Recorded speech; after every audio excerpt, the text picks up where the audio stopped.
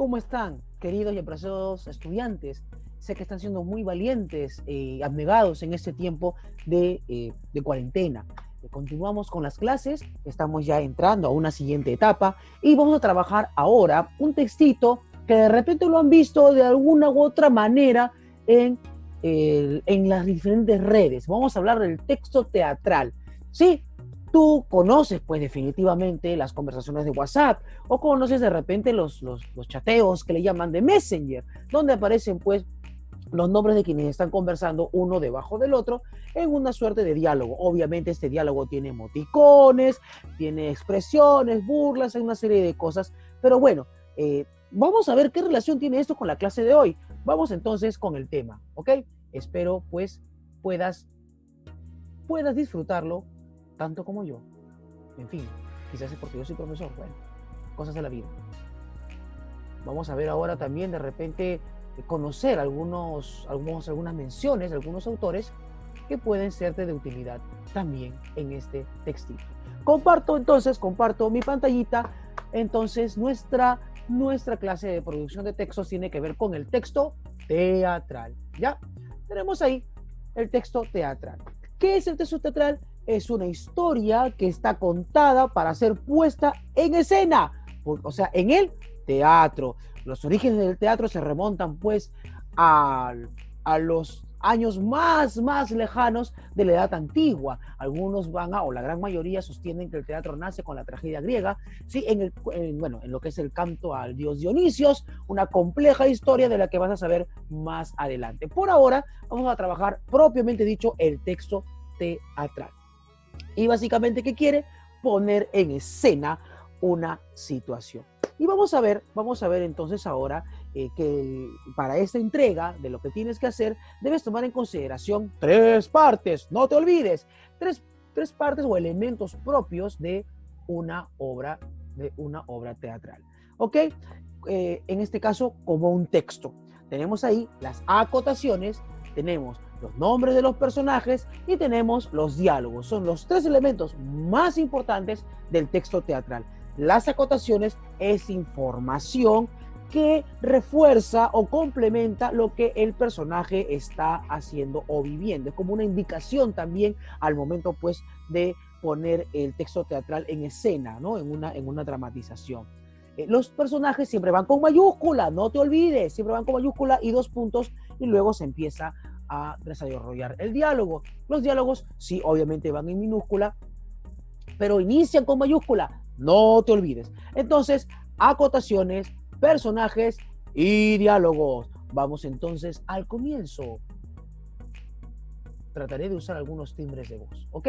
Vamos con los timbres de voz. Tenemos entonces el primero, ¿sí? Una suerte de introducción donde se pone en contexto,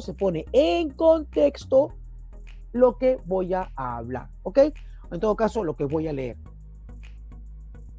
Entran Pozo y Lucky. Aquel conduce a este por medio de una cuerda anudada al cuello, ¿ok? Lucky lleva una pesada maleta, una silla plegable, un cesto de provisiones y un abrigo en el brazo. Pozo, un látigo.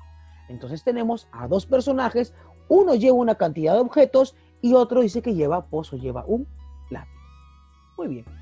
Pozo, entre bastidores, ahí está la acotación, ¿no? Y se expresa: ¡más rápido! Chasquido de látigo, entra Pozo. Cruzan el escenario. Lucky pasa ante Vladimir y Estragón y sale Pozo. Al ver a Vladimir y a Estragón, se detiene. La cuerda se tensa. Pozo tira violentamente de ella. ¡Atrás! Ruido de caída. Lucky ha caído con toda la carga. Vladimir avanza un paso hacia Lucky. Estragón le retiene por la manga. Este texto está explicando la escena, una escena violenta, una escena de maltrato y de aparente compasión de parte de los otros dos personajes que se mencionan después. Vladimir: ¡déjame! Estragón: cálmate. Pozo: ¡cuidado! ¡Es malo! Estragón y Vladimir lo miran con los desconocidos. Estragón en voz baja. ¿Es él? Vladimir, ¿quién? Estragón, ¡vamos! Vladimir, ¿Godot? Estragón, ¡claro! Pozo, me presento, Pozo. Vladimir, ¿qué va? Cerramos entonces. Ahí está la mención del autor Beckett, Esperando a Godot, Barcelona, Tusquets, ¿no? La referencia bibliográfica. Hemos tomado un fragmentito de lo que vendría a ser, la obra del autor Beckett, ¿ok? Estamos viendo entonces, vamos viendo ahí, las acotaciones. Se escribe entre paréntesis y cursiva. Tú lo puedes ver ahí, se escriben entre paréntesis y en cursiva. Ahí estamos con las acotaciones. Luego tenemos los personajes. Tenemos los personajes Estragón, Vladimir, Estragón y Pozo. Tenemos también los diálogos. Los diálogos, sí, que si tú te das cuenta, si estás atento, vas a ver que comienzan con mayúscula. ¿Listo? Entonces, tenemos ahí los 3 elementos que nos está presentando el libro. Tenemos personajes y diálogos, ¿correcto? Por donde conocemos la trama. Tenemos las acotaciones, una vez más, como ya te lo explicamos. Muy bien, esta es entonces una muestra de lo que es el texto teatral. No lo olvides, y lo estoy repitiendo varias veces para que no lo olvides. Acotaciones, personajes y diálogos. Entonces, ¿cuál es la diferencia con el WhatsApp y el Messenger? Que es una conversación informal. ¿Cuál es la similitud? La estructura uno debajo de otra, ¿correcto? Hay conversaciones, obviamente, digamos, de los grupos de WhatsApp, en donde hay mucho más personas conversando. De alguna u otra manera, leemos textos teatrales, entre comillas, ¿no? Cuando estamos viendo una conversación. Ya, obviamente, todo ha cambiado en nuestra modernidad. Hay, los emoticones, los memes, las imágenes, los audios, los videos. Ya esto ya escapa de repente de los textos propiamente literarios. Grandes autores del teatro, tenemos pues a Sófocles, Esquilo, Sófocles y Eurípides, ¿no? Los 3 grandes trágicos. Tenemos también lo que es en el Renacimiento, tenemos pues a Lope de Vega, tenemos también a el buen Pedro Calderón de la Barca con La vida es sueño.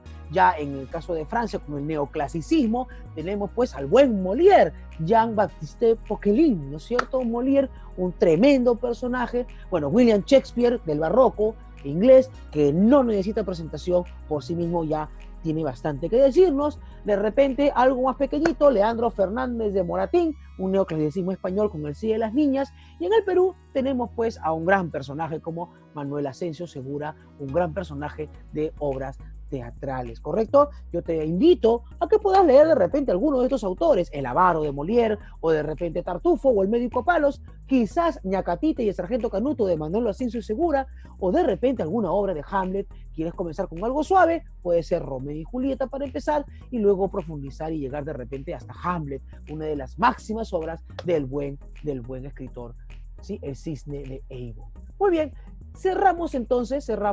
Recuerda que a modo de práctica desarrolla un diálogo, ¿correcto? Un fragmento de un diálogo no muy grande ni muy pequeño, en donde respetes estos elementos. Recuerda que las acotaciones son para poner en contexto al personaje, ¿correcto? Eso nos permite tener una noción de lo que está ocurriendo o de las acciones del personaje. Esto es muy útil tanto para los que van a actuar como para los que están leyendo. Recuerda que lo más importante del género dramático, porque tenemos cuatro géneros, algunos hablan de 5, otros hablan solo de 3.